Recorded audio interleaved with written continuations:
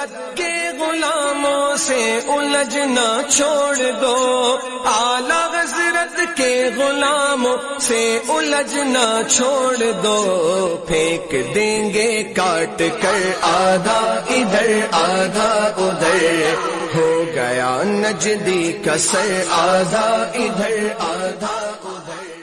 اعلیٰ حضرت کے غلاموں سے الجھنا چھوڑ دو، اعلیٰ حضرت آج کل چونکہ واٹس ایپ کا دور ہے اور تقریباً ہر آدمی واٹس ایپ استعمال کر رہا ہے، جو لوگ گروپ استعمال کر رہے ہیں انہوں نے محسوس کیا ہوگا کہ بعض لوگ گروپ میں ہر وقت ننگی فلموں کی فرمائش کرتے رہتے ہیں اور ان کے کہنے پر بعض حضرات ننگی فلمیں پوسٹ بھی کر دیتے ہیں۔ میں ان دونوں کو مخاطب کرنا چاہتا ہوں، اگر وہ دونوں مسلمان ہیں تو وہ تھوڑا غور کریں کہ وہ بظاہر اپنے نفس کی تسکین کے لیے جو برائی کر رہے ہیں وہ اصل میں ایک گناہ جاریہ ہے۔ پہلے بات کرتے ہیں ننگی فلمیں پوسٹ کرنے والے کی۔ یہ برائی پھیلانے والا تو یہ سوچتا ہوگا کہ اس نے جو پوسٹ کی ہے وہ تھوڑی دیر تک ہی رہے گی، مگر نہیں، یہ پوسٹ نہ جانے کب تک سوشل میڈیا پر گھومتی رہے گی اور لوگ اس برائی کے مرتکب ہوتے رہیں گے اور وہ ہزاروں لاکھوں گروپس تک پہنچے گی اور اس کے نام اعمال میں گناہوں کا اضافہ کرتی رہے گی۔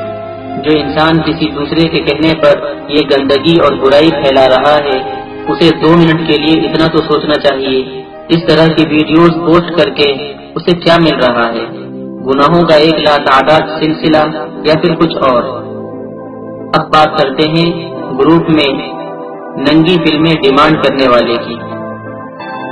وہ بھی شاید یہی سوچ رہے ہوں گے کہ وہ ویڈیو یا گندی تصویر دیکھ کر اپنے نفس کی تسکین کرے گا، مگر نہیں، یہ تو اس کی بہت بڑی بھول ہے۔ اسے یہ احساس ہی نہیں کہ اس کی وجہ سے کتنے اور لوگ بھی اس گناہ کے مرتکب ہوتے ہیں۔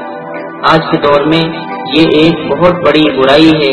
ایسے بیوقوف اور جاہل لوگوں کی وجہ سے آج کل اسلامی گروپ بھی ایسی چیزوں سے محفوظ نہیں ہے۔ اس گناہ میں ایڈمن حضرات بھی برابر کے شریک ہیں جن کے گروپس میں ایسی چیزیں پوسٹ ہوتی ہیں۔ یہ پوسٹ اپنے سب دوستوں کے ساتھ شیئر کریں، ہو سکتا ہے اس چھوٹے سے میسج کی وجہ سے کسی ایک مسلمان بھائی کی زندگی